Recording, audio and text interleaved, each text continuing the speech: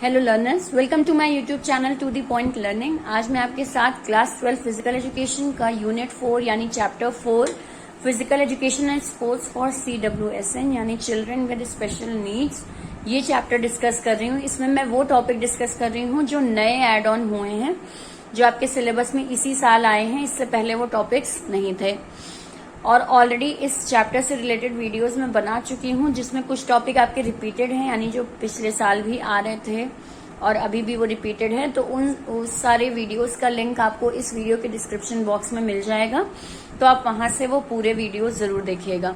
यहाँ पे मैं वो टॉपिक डिस्कस करूंगी जो हमारे नए एड ऑन हुए हैं। जैसे लास्ट टाइम इस चैप्टर से रिलेटेड जो टॉपिक मैंने डिस्कस किया था वो था meaning of disability and Paralympics. Paralympics में मैंने PCI यानी पैरालंपिक कमेटी ऑफ इंडिया और आपका पैरालंपिक कमेटी जो है इंडिया की वो डिस्कस की थी। तो ये चीज हमने अपने लास्ट वीडियो में डिस्कस की थी। इसका वीडियो भी आपको इसका लिंक भी आपको डिस्क्रिप्शन बॉक्स में मिल जाएगा। आज जो टॉपिक स्टार्ट करते हैं वो हमारा पैरालंपिक से ही कंटिन्यू है, यानी पैरालंपिक में एलिजिबिलिटी क्राइटेरिया क्या है, यानी कि आप पैरालंपिक के लिए या कोई भी पर्सन जो दिव्यांग है, जो किसी तरीके से डिसेबल है, डिसेबिलिटी है किसी के अंदर, तो वो किस केस में एलिजिबल है पैरालंपिक में पार्टिसिपेट करने के लिए।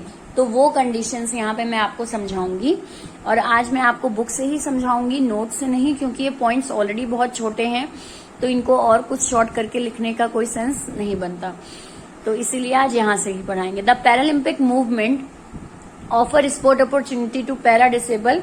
यहाँ पे पैरा डिसेबल और इम्पेयर्ड लोगों को, यानी जो लोग किसी भी तरीके से डिसेबल है, उन्हें पार्टिसिपेट करने के लिए एक अपॉर्चुनिटी पैरालंपिक देता है, पैरालंपिक मूवमेंट देता है।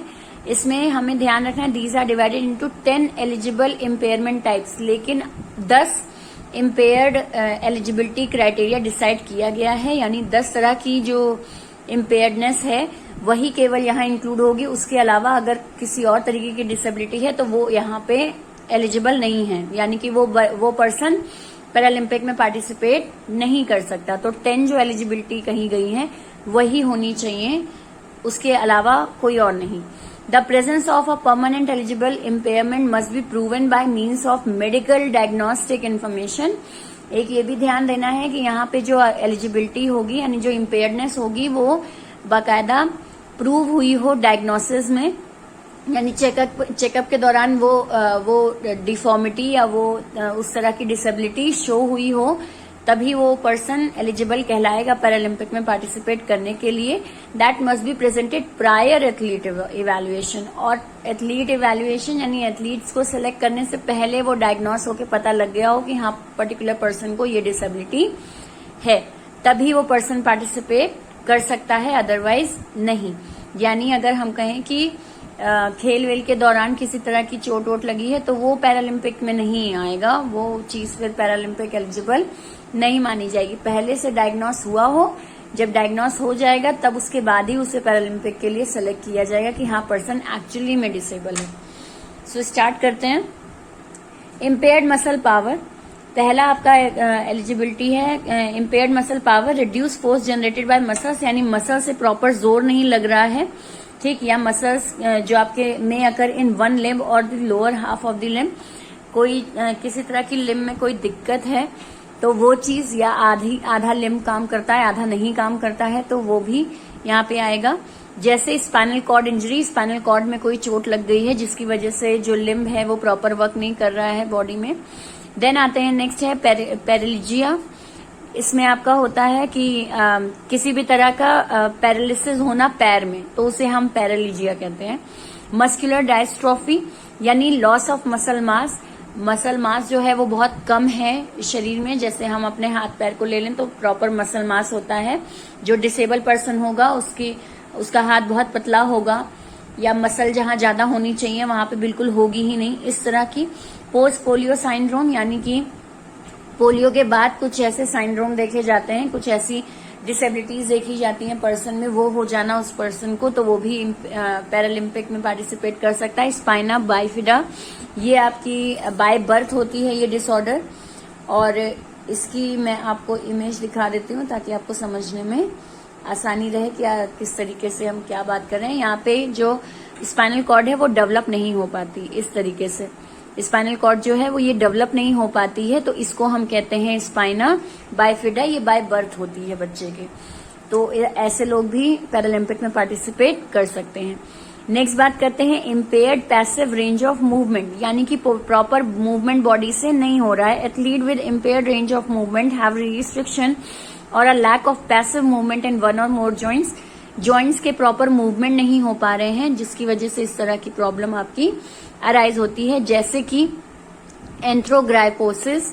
ये होता है एंथ्रोग्राइपोसिस। अगर इसमें हम देखें तो इस तरीके से पैर जो पर्सन का है वो मुड़ा हो, या इस तरीके से हाथ अनइवन तरीके से मुड़े हो, तो वो प्रॉपर मूवमेंट नहीं कर पाएगा। ये जो मूवमेंट्स होंगे ये प्रॉपर उसके नहीं हो पाएंगे। तो ये चीजें contractual resulting from chronic joint immobilization और ट्रॉमा अफेक्टिंग अ जॉइंट, यानी कि ये जो जॉइंट्स हैं ये प्रॉपर वर्क नहीं कर रहे हैं, ये इम्पेयर्ड हैं, इनका मूवमेंट प्रॉपर नहीं हो रहा है, तो ये सारी चीजें इसमें आएंगी।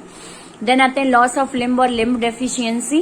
Athlete with limb deficiency have total और पार्शियल एब्सेंस ऑफ बोन्स और joints as a consequence of trauma. किसी तरह की ट्रॉमा की वजह से जो पर्सन है उसका प्रॉपर उसके लिम्ब डेवलप नहीं हुए हैं। एम्प्यूटेशन इसमें आता है, जैसे आपका लॉस ऑफ बॉडी पार्ट, कोई पर्टिकुलर बॉडी पार्ट का ना होना, इस टाइप से। जैसे अगर इस फिगर में हम देखें तो ये जो बच्चा है इसके यहाँ पे पैर ही नहीं है, पंजा ही नहीं है, फिंगर्स ही नहीं है, ये इतना पूरा गायब ही है, तो इसे हम कहते हैं लॉस ऑफ लिम्ब और लिम्ब डेफिशिएंसी। इसी तरह की कोई दिक्कतें तो वो आपकी लॉस ऑफ लिम्ब में आती हैं। देन आते हैं लेग लेंथ डिफरेंसेस, यानी कि पैर का छोटा बड़ा होना। कोई एक पैर आपका नॉर्मल है, पर्सन का नॉर्मल है, और कोई एक पैर छोटा है या एक पैर बहुत बड़ा है, ये डिफरेंसेस होना, तो लेग लेंथ डिफरेंसेस भी यहाँ पे आते हैं। Athlete that have a difference in the length of their legs. Next बात करते हैं लेग लेंथ डिफरेंस के बाद शॉर्ट स्ट्रेचर, जिसे हम बौना भी कहते हैं। जो लोग बौने होते हैं तो वो भी इस कैटेगरी में आएगा। Athlete with short stature have a reduce length in the bones of the lower limb और ट्रंक। इन दोनों में डिफरेंस ये है कि यहाँ पे केवल हम लेग की बात करें, एक पैर छोटा एक पैर बड़ा हो, इस तरीके से, और यहाँ पे हम शॉर्ट स्ट्रेचर यानी पूरी की पूरी बॉडी की ही बात कर रहे हैं, जिसमें जो बौने लोग होते हैं वो इस कैटेगरी में आएंगे। देन बात करते हैं हाइपरटोनिया की। Athlete with hypertonia have an increase in muscle tension and a reduce ability of muscle to stretch caused by damage of the central nervous system. कि सेंट्रल नर्वस सिस्टम जो है, दिमाग प्रॉपर वर्क नहीं करता, central nervous system में कोई दिक्कत है, उसकी वजह से हाथ पैर प्रॉपर वर्क नहीं कर पाते। जैसे आपका आता है सेरिब्रल पाल्सी, ये होता है सेरिब्रल पाल्सी। अगर हम इसमें देखें तो ये पर्सन जो है ये दिमागी भी वीक है, थोड़ा नर्वस सिस्टम भी इसका प्रॉपर वर्क नहीं कर रहा है, और साथ ही साथ जिसकी वजह से हाथ पैर प्रॉपर वर्क नहीं कर रहे। अब जैसे अगर हम बात करें फिंगर्स वगैरह तो इसकी हैं, लेकिन अगर हम कहें कि ये प्रॉपर वर्क कर पाएगा तो वो चीज नहीं है, यानी बॉडी पार्ट तो है लेकिन वो वर्क प्रॉपर नहीं कर रहा। क्यों? क्योंकि सेंट्रल नर्वस सिस्टम में दिक्कत है, जिसकी वजह से बॉडी पार्ट्स का प्रॉपर कोऑर्डिनेशन कंट्रोल नहीं है। तो ये चीज आपकी हाइपरटोनिया में आएगी। नेक्स्ट आते हैं ataxia. Athlete with ataxia have an uncoordinated movement caused by damage to the central nervous system. Example include cerebral palsy, traumatic brain injury, stroke, multiple sclerosis। ये सारी चीजें आपकी इसमें आएंगी। मतलब कि एटैक्सिया भी आपका थोड़ा आपका हाइपरटोनिया की तरह ही होता है, लेकिन अगर हम बात करें तो कुछ थोड़े से माइनर से डिफरेंसेस इसमें आते हैं आपके, कि थोड़ा मेडिकल टर्म्स में अगर हम कहें तो कुछ डिफरेंसेस होते हैं, इसीलिए इनको अलग अलग कैटेगरी में रखा गया है। एक तो है कि सेंट्रल नर्वस सिस्टम की वजह से प्रॉपर हाथ पैर वर्क नहीं कर रहा, और एटैक्सिया भी इसी में आएगा कि अनकोऑर्डिनेटेड मूवमेंट्स है, मूवमेंट पर कोई कंट्रोल नहीं है, या मूवमेंट उस हिसाब से कोऑर्डिनेट नहीं करते जैसे करना चाहिए। इसीलिए ये एग्जाम्पल आपका दोनों में ही कॉमन है, क्योंकि कुछ हद तक दोनों ये पॉइंट्स आपस में मिलते हैं। देन आते हैं एथोटोसिस।